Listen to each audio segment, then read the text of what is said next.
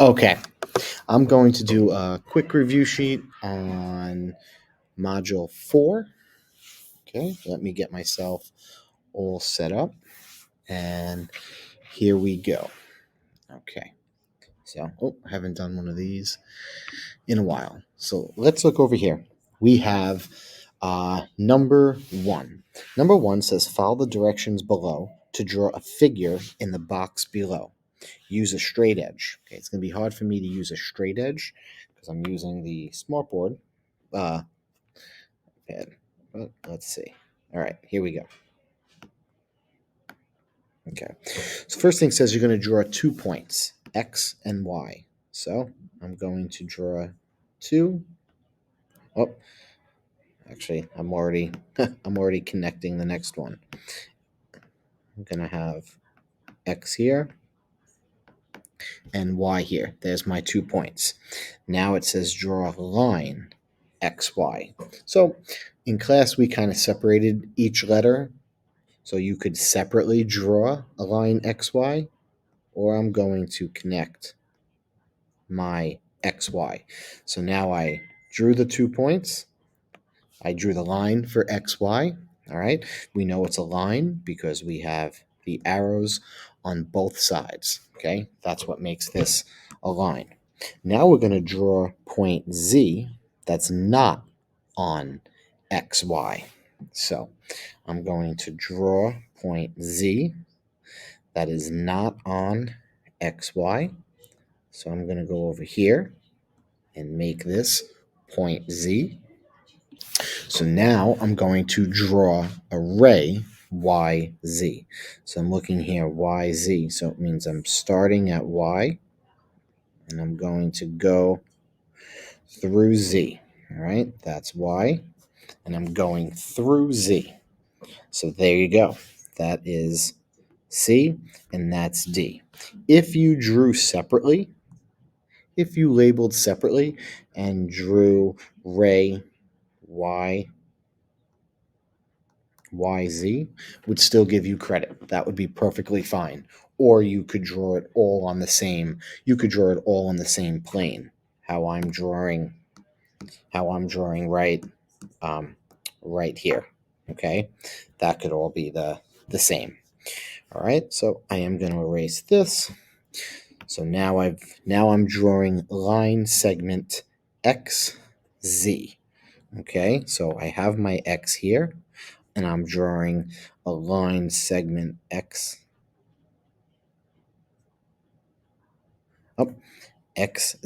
Sorry, I'm going to go right here. Straight line. There is X, and there is Z. Okay. Once again, I know in class we did draw it separately, and someone just drew a line segment X and Z. If you drew it separately like that, we would accept that as well. So you could connect it inside here, or you could label it separately on the outside. Either would be fine when they give you the checklist. Okay, so either way. So we did that, and now it says you may need to draw another point to answer, right here, to answer these questions. So we're going to name an obtuse angle. So if I'm drawing an obtuse angle here, I could say X. I'm going to look. What would be an obtuse angle? Well, it looks like for me to draw an obtuse angle, I am going to XY. I'm going to do, we already have Z. I'm going to go X, Y, X, Y, W, right? If I make this a W out here and connect it, then X, Y, W, okay? X, Y, W would be an obtuse angle. So I could do X, Y, W. All right, as long as the points are consecutive. All right, so you see it's X, it's X, it's Y, and then it's W. that formed an obtuse angle. Okay? And, sorry, I know everything moved. We know that will be up top over here. We said X, Y, W, right? X, Y, W. And now an acute angle, I don't think we have to make a new one. Nope, I could do Y, X, Z. Y, X, Z. Y, X, Z. That's our angle. Would be an acute angle, okay? An acute angle is less than 90. An obtuse angle is greater than 90, okay? Now, these we went over in class down here, okay? When you're measuring with a protractor. So when you're measuring with a protractor, you have to remember that you have your protractor. I'm going to draw it right here. You have the starting point, which is right in the middle. Okay, so the starting point of the protractor is not going to be on the very bottom of the protractor. It's in the middle. Looks like a T. Okay, you have to line that T up with the vertex. So you see what I'm circling right here? This is what the starting point is lined up with. And then you line up with one of the sides. It could either be this side or it could be this side. All right. And when we do this, it's hard for me to draw it here, but you will see this is a 60 degree angle when you're measuring it with the protractor, okay, which would be an acute. And we know just by looking at this that this is an acute angle because it's less than an L, okay? It's less than an L. Okay. So, let me erase that. And let's go to the next page. Now here we have another angle. Okay, this we worked in class as well. Now when you line this one up, you're also going to line it up with the corner, all right, your vertex where the two sides meet. You're putting that starting point on your protractor, and when you measure this out, you will officially get 122 degrees, all right? But you do have a little wiggle room. So a lot of people measured it to be 120 degrees, and that would be acceptable as well. And we said as long as you're within 4 degrees, that's fine, okay?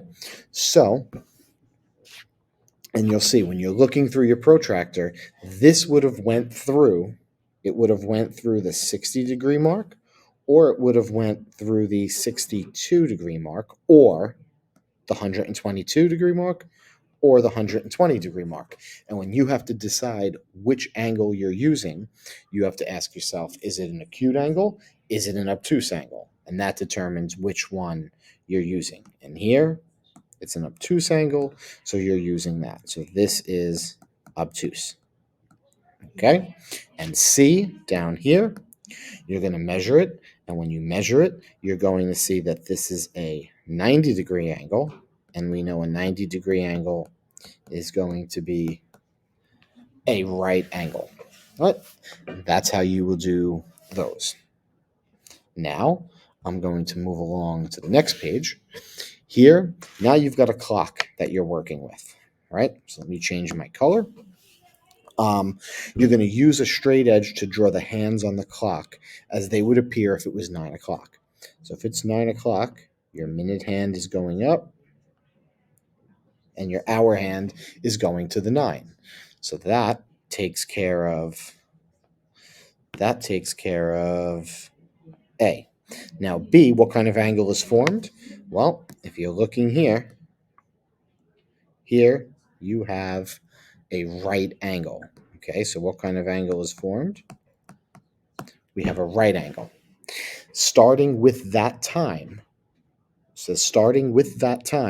what will it be when the minute hand has turned 180 degrees?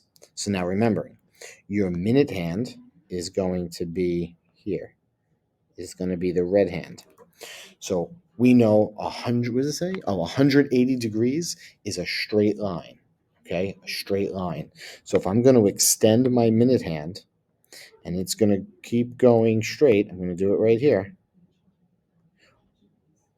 That's what time it would be. So what time will it be when the minute hand has gone all the way around? So if the minute hand comes down here, it's going to be 9:30 because it's going to go from up there.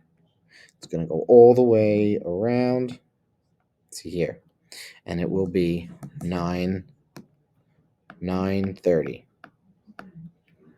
Sorry. How many 90-degree turns will it make between 9 and 10 o'clock? Well, we have said that.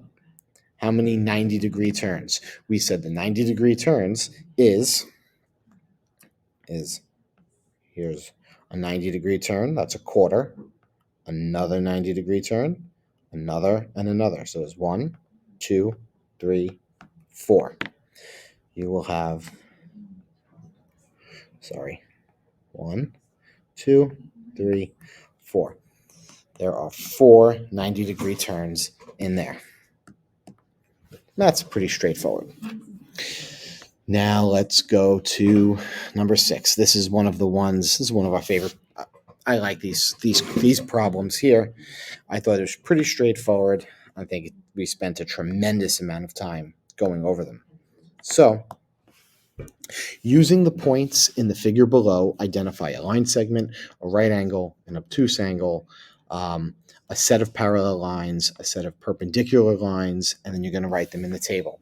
Some of them may have more than one answer. So if we go here and we're looking at line segments, we know a line segment has one end point and another end point. There's no arrows at the end because arrows at the end make a line. The endpoints at the end make segments. So for here, a line segment is going to be GH. Line segment GH. So I'm going to put GH would be our line segment, or you could say HG. Doesn't make a difference which side you start with. Now a right angle. So when we look here, we have a bunch of right angles. AGD, AGC, EHB, BHE, BHF, FHB. We did EHG. So you could write a ton of them. So I'm going to write right angle. That would be AGC. Could be angle BHE, angle FB.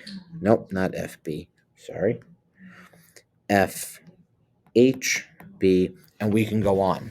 Okay, so I'm just going to label those 3. You'll only need to label 1, I believe, on the exam. Obtuse angles. Now we're going to find an obtuse angle, one that is greater than 90. So I'm looking here, and I'm going to say right here, F. Okay, once this, we're going to go FHK. FHK. That is greater. Here's our right angle. This is greater than the right angle. FHK. So angle FHK. Do we have another one? Yeah, we do. We could go, actually, we could go DHE. DHE is a obtuse angle. So I could say angle DHE. All right, those are 2 of them, and there are more, but I'm not going to go through every single possible one. Parallel lines, okay? Well, you want to make sure you're not mixing up parallel rays with parallel lines. We know this is a line right here, okay? C, CD, and EF, okay? So CD, okay, CD. You could put the 2 L-looking lines. That is symbol for parallel. Line CD is parallel to line EF. Now, if you wrote out the entire, if you did CGD is parallel to EHF, we would take that as well, okay? That would be acceptable because that's a whole straight angle, which is a straight line there. So we would take that. And then perpendicular, which are perpendicular lines? Well, perpendicular lines here would be, you have lines CD and AB are perpendicular, or EF and BA are perpendicular. So you could do that too, would be AB. Perpendicular would be that upside down T.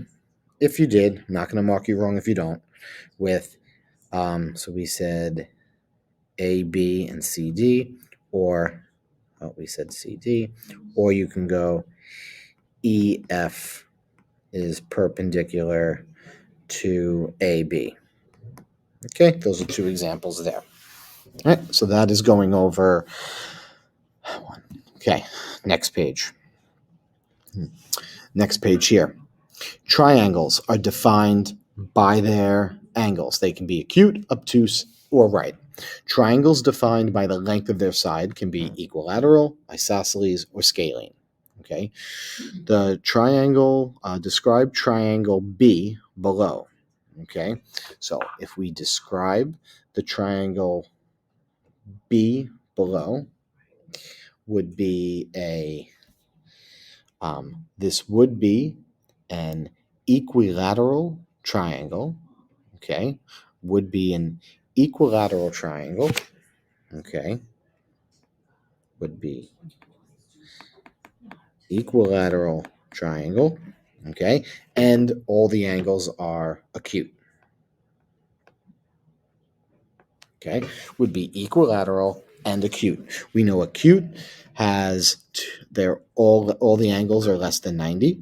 Obtuse has an angle that's greater than 90, and a right triangle is a triangle that has a right angle. Okay, and then we know equilateral, all the sides are equal. Isosceles has two equal sides, and scalene, all the sides are different.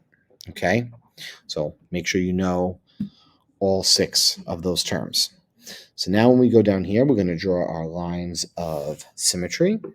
So if we draw our lines of symmetry here, there's just one line of symmetry right there. That's the only way you can cut that shape in half. That's going to make a mirror image on both sides. Okay. This triangle, the only way you could cut it is right down the middle. Okay, that's the only way. You cannot cut it across here. If I had my ruler, it would be easier, but that only has one on its symmetry, and C has none. You cannot cut it there. It would not give you a mirror image, okay, and you can't do it there. It looks like you can, but you cannot. So that has 1, that has 1, that has 0. And how many lines of symmetry does this hexagon have? It is 6. You could go this way, you can go that way. Now, like I said, this would have to be carefully 2, 3, 4, 5, 6. And what point do all lines of symmetry in this hexagon have in common? Would be the center point. Okay, that center point in here, they all have in common. So what point? We go center point. They all have in common. Okay. Now we're coming up. We're almost done. Without using a protractor, how do we find measure R? Well, we know that on a straight line, we have 180 degrees. There's 180 degrees, which means that everything on each side of that straight line has to equal 180 degrees. So if here I'm given 134 degrees, so remember, straight line can go here, or a straight line could go across this way. All right, so if I'm going this way, everything over here has to have 180 degrees. So if we have 134 and we add this angle, it should give us 180 degrees. So I'm going to do 180 degrees minus that 134, and that's going to give me, let's subtract correctly, 46 degrees. That is 46 degrees, which is correct. Now it goes, if you know angle R, how could you figure out angle S? And we talked about this in class. R and S, since they are opposite each other, and opposite angles are equivalent. Okay, so opposite angles, I should be putting that on the line, are equivalent. Okay, so if that's 46 degrees, then I know that S would be 46 degrees. And although it doesn't say it on here, if we know this is 134 degrees, then we know this is 134 degrees. Opposite angles are equivalent. And the last question we have here below, and I drew, when I took the picture, I did it horizontally, is a half line of symmetry. Okay, well, you could do it this way. This is fine. Use a ruler to complete the drawing. Okay, so what you want to do here is you want to draw the same figure on the other side. So I'm going to start down here, all right, and say, let's see, that is 1, 2, 3, 4 boxes down. So I'm going to go 1, 2, 3, 4 boxes up. 1, 2, 3, 4. So now from there to there, I'm going to draw it straight line to here. Good. Now I went up 1, 2 boxes. So I'm going to go down 2 boxes. Good. I went over 1, 2. So I'm going to go over 1, 2. And I drew it here. Okay, it's making its shadow. Okay, so whatever you're doing on the bottom, going to do the opposite up on top. So if you go down 2 on the bottom, you go up 2 on top, and it has to look symmetric, and that does look symmetric. And you want to use your straight edge. Okay, so here we just went over the entire review sheet. Hopefully that helped. I can't find the very first page. Here we go. So I hope that helped you. Can't get this off of can't get that off of the screen. There we go. All right. So any questions, just leave a comment down below.